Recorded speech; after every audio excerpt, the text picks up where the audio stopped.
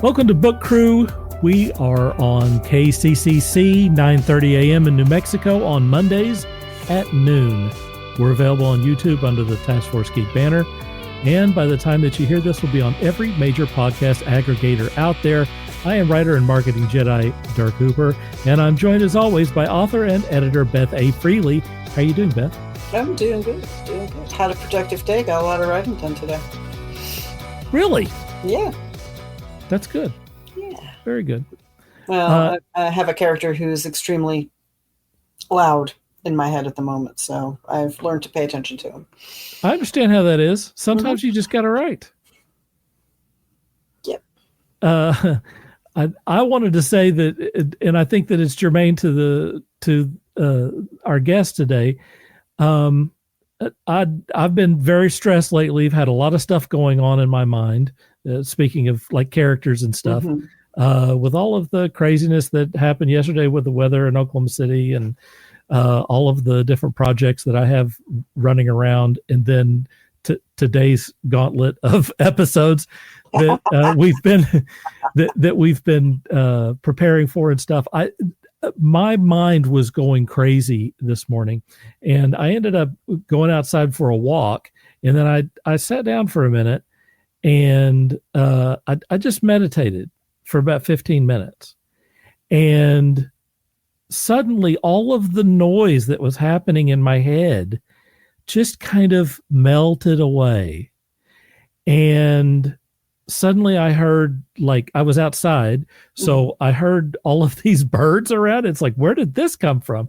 I mean, I'd just been outside walking. I didn't notice, but I heard all of these birds chirping, and I heard there's a highway about a mile away from me. I could hear the cars on the highway, and it just had this nice, relaxing moment, and everything just kind of became clear for me. And the reason why I mention that is because I know that writers in particular have those characters going on in their head, or they're looking at sales figures, or they're trying to deal with their kids or their relatives or travel or whatever, just dealing with their daily life stuff. And if you've never tried meditation, maybe you should take a look at it, because I'll tell you what, it has made a huge difference for me, someone who's, I get anxious and stuff. So just a little bit of meditation clears me out, and I had all kinds of ideas when I did the meditation. Yeah, go ahead.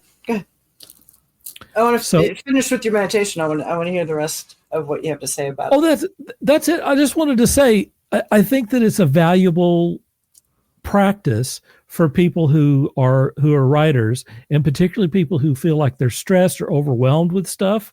This is a chance for you to maybe reset a little bit, and then get some calm down and get some new ideas. It's funny that you mentioned the meditation, because this morning, with all the research that I've been doing about Japan for this trilogy that I'm writing, I've taken martial arts. I earned up to a purple belt in Chunkookdo, and trying to find a karate school or taekwondo or some sort of martial arts school out here that is not jujitsu has been challenging. And so for giggles, I went on my Meta Horizon account for my headset, for my VR headset, and I found a Tai Chi program, and I was like, "Oh, Tai Chi, yeah, yes, I haven't done it in a long time." And so it starts, with beginner Tai Chi. And so this morning, I mentioned to you earlier, I was up at 7:30 this morning. I popped the headset on and I ran through the program, and it was, that moment where everything quiets. It's been a long time since I've experienced that. And I have been more productive today in between, recording sessions, and just, trying to write. I have been more productive today than I've been in months, and it's been fantastic. Wow. Well, look, I think we should bring our guest in here. I think because Paul wants in on this conversation. because I think he has a lot to say on this subject. I'm sorry. I asked him earlier, and I think I'm going to say his last name wrong. Do you know how to spell it? How to pronounce it? I do not know how to pronounce. Well, I believe I'll butcher it too. Okay. Let me give the preamble here, and then we'll bring him on and make sure I know how to say his last name correctly. Paul is an author whose speculative fiction bridges U.S. government cover-ups, extraterrestrial phenomena, spirituality, and the future of humanity. I can't wait to ask about that. Through his writing, Paul encourages readers to explore hidden truths and imagine new realities. A U.S. government civilian and former U.S. Air Force civil engineering officer, Paul draws from real-life experiences in his novel, The Disclosure Paradox. Very, very timely. Born in Italy, Paul immigrated to the United States as a child, where his life was shaped by a rich blend of cultural influences and professional accomplishments. After earning a Bachelor of Architecture degree from the University of Illinois, Chicago, he served as a civil engineering officer in the United States Air Force. His assignments were across Washington, the Azores, Ohio, and Japan. They inform both his professional expertise and his globally reflective perspective. Let's welcome Paul to the show. Hey, Paul. Cool. Hi. Say your last name for me again, please. Vecchiet. Vecchiet. Is that Russian? No, it's Italian. Like Ponte Vecchio in Florence, Vecch. Okay. Whenever you see that in Italian, it's always pronounced key. CCH is pronounced key. Vecchiet. Well, right. Please correct me if I get that wrong again. I'm sounding it out of my head phonetically, and it's wrong. Yeah, just remember chicken Kiev. Oh, that's a good way to remember. Yeah. Very good. Yeah. Well, look, the reason why I brought up meditation is because I know that your book was inspired by your own meditation practices. So can you tell us kind of how meditation led to the Disclosure Paradox? I think meditation is the way that the world opened up to me. Because when you meditate, you open up a gift, and we all have it, and we should take advantage of it, just like you said. Meditation is listening to God, and prayer is talking to God or talking to space. So when I started to meditate, there were synchronous events that were happening with people, meeting people just at the right time and the right person, getting the right information, meeting spiritual women who would tell me that I had a role to play in the world, but not telling the whole thing. And not long after I started meditating, which was, I started 2009. It was about 3 years later that one of the spiritual women told me that I was going to get tested in meditation.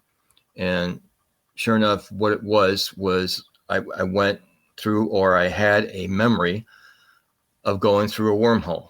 And it was just an amazing experience. If you saw the film Contact with Jodie Foster, and you saw the sequence where she was going through that, it was very similar. Lots of motion, lots of color. My heart rate was racing, and I was perspiring, and I was shaking. And once I knew what was happening, I was back in my body. And so I documented that. And then a couple of years later, it's not something that we can control. It just happens if it's supposed to happen. And, a lot of people try and force meditation. You should just open your mind and let things happen. And to me, what happened was that I saw a cloud of indigo in front of me.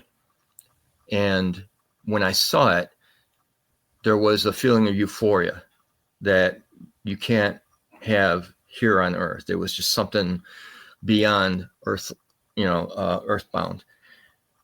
As I got closer to the cloud, it dissipated, and all along the horizon, as far as you can see, were flashes of indigo. Countless flashes of indigo.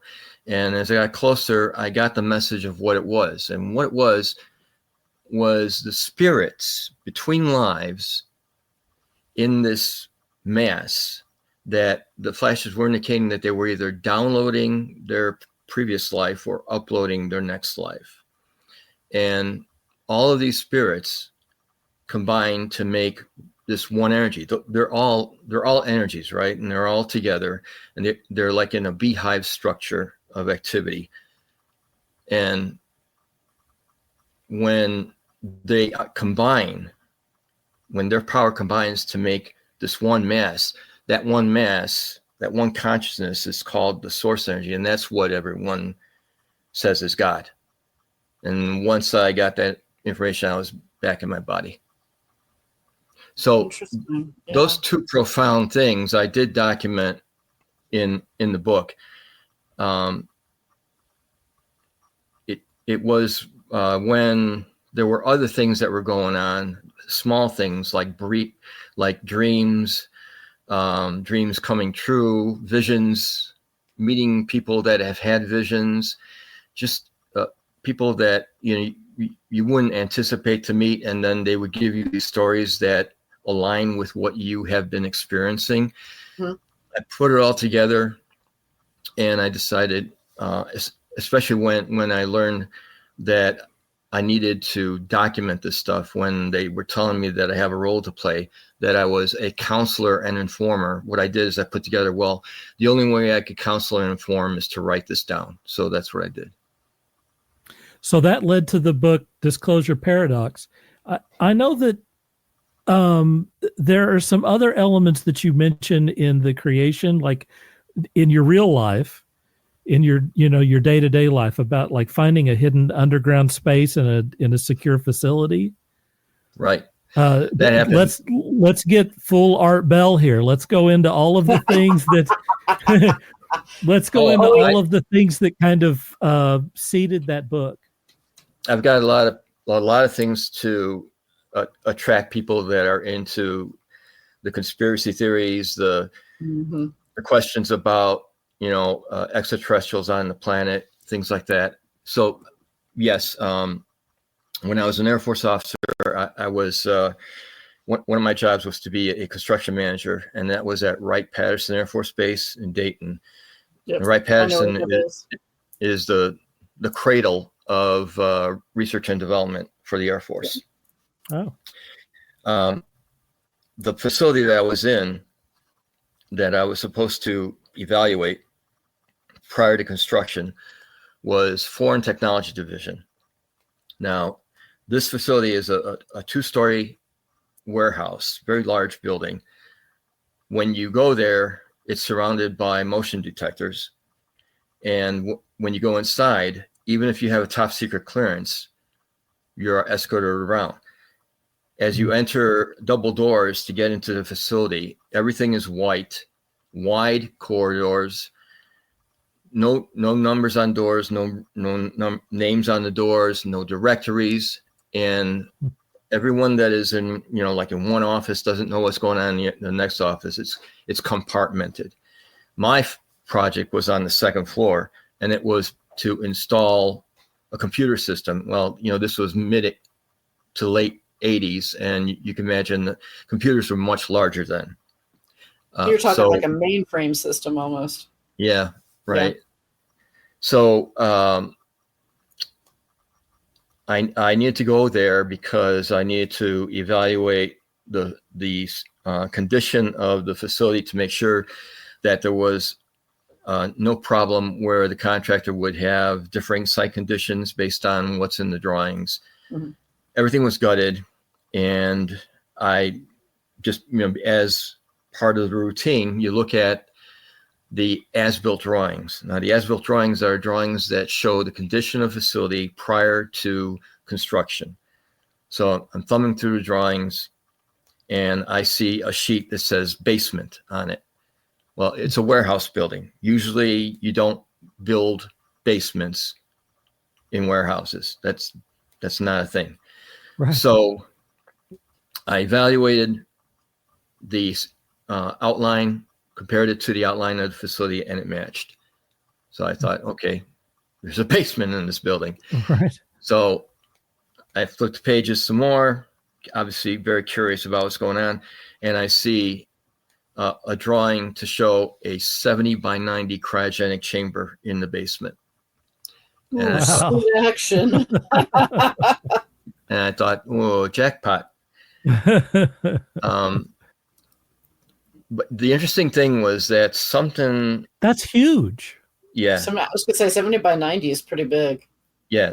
Usually cryogenic chambers are like closets, or, because they're so. Yeah. They require so much mechanical equipment. It's expensive to keep that temperature to right? run them. Yeah. Sure.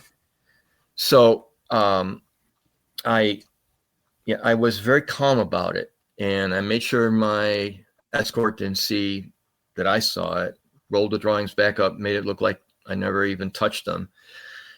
And I kept that information for 5 years after I left the service, until I read Phil Corso's book, The Day After Roswell. Phil Corso was the officer in charge of the recovery at Roswell for the Army. Mm-hmm. And he absolutely describes the cadavers being shipped immediately to Wright-Patterson Air Force Base. Yeah. Now, that's where they sent them. Now, they're not there anymore because that facility isn't there anymore. Right. They demolished it. They put a parking lot over the space where it was. Wow. And if you go into the records to try and look at the title of the facility, the date that it was built, or anything, it's like it never existed. Mm-hmm. Wow. So it's gone. Yeah. I heard that the cadavers are now at Fort Meade. It wouldn't surprise me. It wouldn't surprise me at all. Yeah. So look, you've got so that was something that I kept in mind, that obviously turned on my curiosity, understanding that sure there's something hidden that they're not telling us, and that I need to be more critical about the information that I get about certain things. Mm-hmm. Anybody who goes to the UFO Museum in Roswell and looks at the information and kind of reads between the lines, it is extremely compelling, especially if you have an interest in it, which of course I do. I have always believed that, we're not the only ones here. And we're arrogant as a race to think we are in a universe this big. So yeah, I would love to know where are they really at Fort Meade, or have they moved them since again? So I'm interested. You're in New Mexico, you say?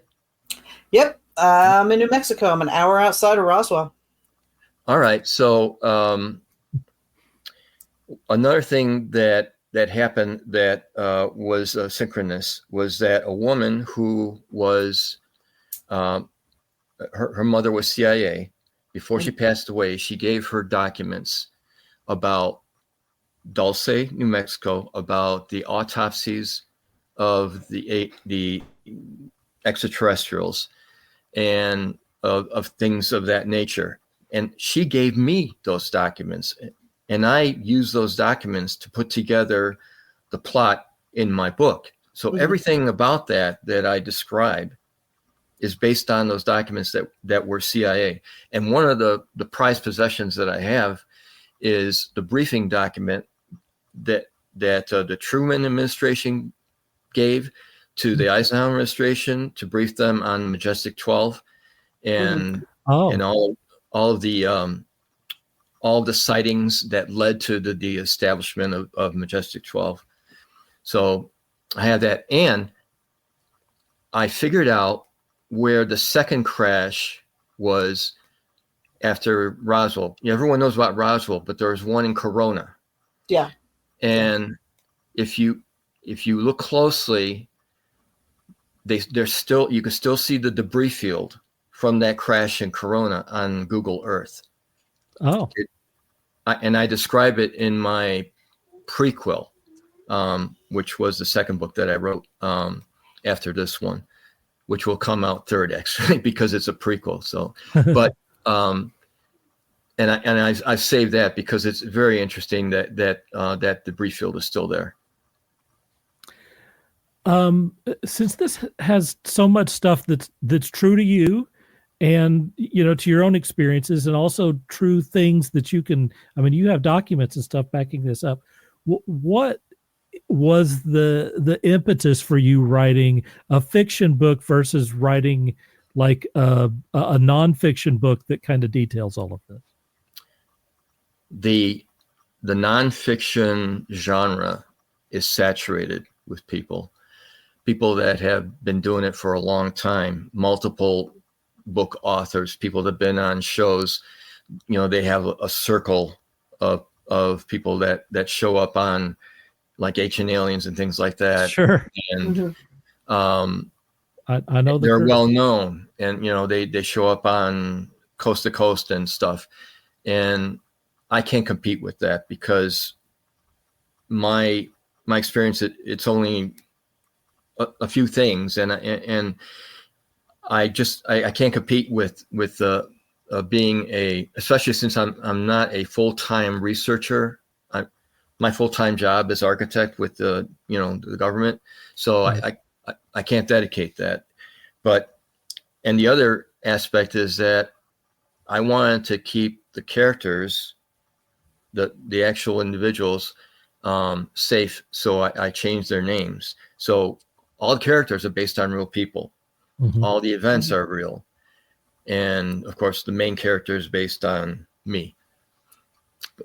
And the other thing is that I thought that doing it in fiction, especially if I do a quality fiction book, it could probably reach more people and get that information out and make it not just informative, but entertaining. Anybody who follows the UFO track, so to speak, who reads your book, we all kind of know. It's just the way you wrote the book, the evidence that you present in the book and everything, the way you structure the story. We're all sitting here going, oh yeah, we know what this is about. We know where this is going. And I think that's what made the book so interesting to me, because I am that person. There is a road, a 36-mile stretch of road between Route 82 and 285 where I live, where there's nothing. 2 ranches, that's it, nothing. And I take that road to Roswell. And I've seen some lights on that road already since I've been out here. And I'm like, come on, boys, I'm right here. Let's go. Come on, let's talk. Are you familiar with Dulce then? Yeah, I've heard of Dulce, and I'm familiar with Corona too. Oh, good. There's a lot of information about Corona actually at the UFO Museum. Oh, okay. Yeah. The first time I went to the museum with my husband, they had a lot of stuff. But the second time, which was a couple of years later, they had released more information, and they really had blown out the displays with all the information. The displays include Dulce. They included Corona as well as Roswell itself and everything. And like I said, if you follow the UFO track, if you are a true believer, the information that is there is extremely compelling. Yeah. I'd like to go there sometime. Do you have 2 books already out in the Disclosure Paradox series? I had 2 that were self-published. That was the Disclosure Paradox. That was 2019, and then 2021, I wrote a prequel based on one of the characters of the book. Okay. And and she's a real person too. A very, very interesting background. She's psychokinetic, or she was, Oh, nice. Yeah. until CIA abducted her, and then they put her under, and they removed a implant behind her eye. She was abducted by extraterrestrials when she was young, and they put this implant behind her eye to give her the ability to recognize energy waves with her mind and be able to repel them. So she was used by CIA for a while, but then they thought that she was kind of like a loose cannon, so they abducted her. Anyway, that was the second book. Now here's a story. When I wrote the first one, and I self-published it, it really wasn't as good quality as it is now. Obviously, a Benedictine monk, a former Benedictine monk, searched extraterrestrials and religion, and found that first book. He liked it. He liked it so much he friended me, and then he said, "You know what's missing here is the Shroud of Turin." And it turns out that he's a 40-year researcher on the Shroud of Turin. And what he did was he sent me documents on the Shroud from all over the world, researchers. And I started reading it. And I didn't intend to write a third book because I was not having success with my first two. So I thought, okay, let me try this. Maybe this is what is meant to be. So I wrote an outline, sent it to him. He liked it. And then 6 months later, I wrote a manuscript, sent it to him. He liked it so much, he's actually written the foreword for that novel. Nice. And that novel was the one that grabbed the attention of the literary world. And when they found out that I had two other books that was in the series, then we took those two books off of circulation, and we worked them, and starting with the Disclosure Paradox. So the second book, which is actually the third book about the Shroud, is coming out in October. Nice. What is the name of that? That's going to be called The Disclosure Paradox Salvation, Book 2. Very and that cool. is going to be about a conspiracy to destroy the Shroud. It starts with a murder in the Vatican, and like all my books have social voice in them, you know. And this one ties in the issue of children being molested by priests. Oh, going deep in the Catholic Church on that one. Yeah. Dang. So that's what motivates the antagonist to get involved with the archons. The archons are like the demons. And so that's how I get the aliens involved again.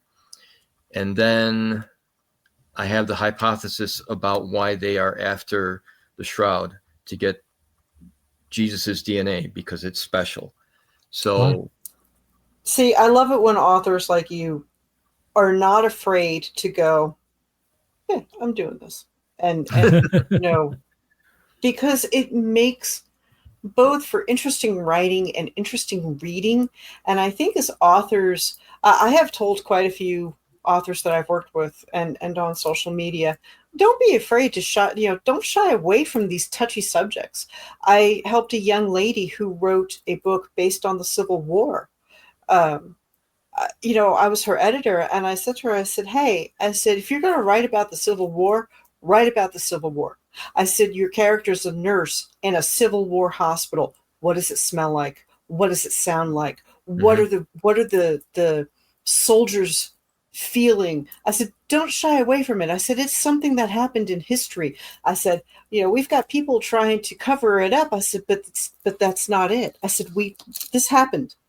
Right. Write about it. And she did. And she tore that book up, with the details. And I told her, I said, research your battles. Who was in your battles? Which was it civil? Was it the South or the North? Don't be afraid to name names. Do it right. And she did. And I think that's a very important for us as writers to not shy away from those touchy subjects, because if we don't touch on them, if we don't talk about them, who's going to?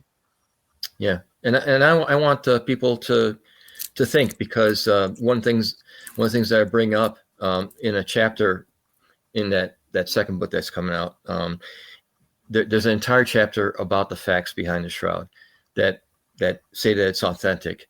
And one of the things that I've learned is that there are over 370 verses in the New Testament about that mention the blood of Christ.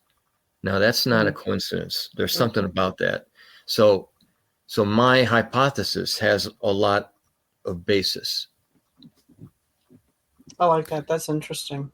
And you said this one comes out when? October, yeah. October. We've blown through our time, but I'm going to get in. I'm going to get into extra questions here. First off, sure. Where should people go to get your books? I have a very good website, thedisclosureparadox.com, and people there could actually read excerpts from the book. They could read the preface, which guides the plot. I talk about fate, destiny, and the roles that we play. And there's descriptions about the characters, and there are reviews that were pre-publication by subject matter experts that are in there. But then as they scroll down, they could see that there are links to Amazon, Barnes and Noble, Books A Million, and there is Waterstones for England, and Indie Canada for Canada. So they could get it anywhere. And if they have a favorite bookstore that they like, that an independent bookstore that in their community, they could actually go there, and it'll be in the system. Very cool. Perfect. All right. My last question for you is, what is the future of humanity? See, we still have what's called free will. We still have, we still could be masters of our own destiny. It's not that there's a fate. And I make that clear in the book. But if people want us to be joining with the rest of the universal community, we have to have a fundamental change. And that is, it's because of our DNA that makes us barbaric, violent, having a rational obsession with possessions, and being racist to the point of being genocidal. That's what makes us, and combined with our intelligence, that's what makes us the most dangerous species in the universe. And that's why we haven't gone anywhere, because we're under a technological and social quarantine. Now, the only way that we can get back is if we fundamentally change, if we get rid of our power structures, if we stop with the greed and the genocide. But it's going to take a lot. It'll take a generation, I think, to fix this, if we're going to do it. I do have one thing, to mention, and that is that, people see these extraterrestrials and they see evidence of these, and they think, well, they're really more intelligent than us. And that's not necessarily the case. They're just advanced because they've been around longer. They've been around longer because their spirituality equals their technology. For us, our technology is very high and our spirituality is very low. And when you have that, you have a propensity of self-eradication.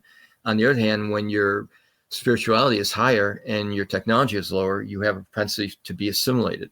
So we have to reach that balance if we want to survive. We are still young in the scheme of things when it comes to the creatures in this universe. Sure, Paul, that is really good stuff. It's going to be hard to top that. So let's go into telling people where they can find you online. You mentioned your website. Is there any place else they can find you? I'm on Facebook. I'm on what's it called? Blue Sky. Yeah. PGV author on Blue Sky. I'm on Threads. Paul Vecchiet, And I also have a group on Facebook that's called Discussions About the Disclosure Paradox.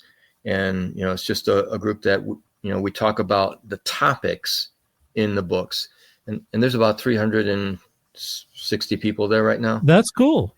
Yeah, Where is that's really that? cool. That's in Facebook. Facebook. Okay. Yeah. Very cool. Yeah, very cool. All right. Well, we want to thank you for being on here today. This has been awesome. Yes, definitely. Thank you. Definitely want to have you come back too. Yeah, for sure. For when the second book comes out, that'd be great. Absolutely. We'd love to have you. All yeah, right. let's get more into it. Okay. That would be great. All right. All right, Beth, tell everyone where they can find you and we'll wrap things up.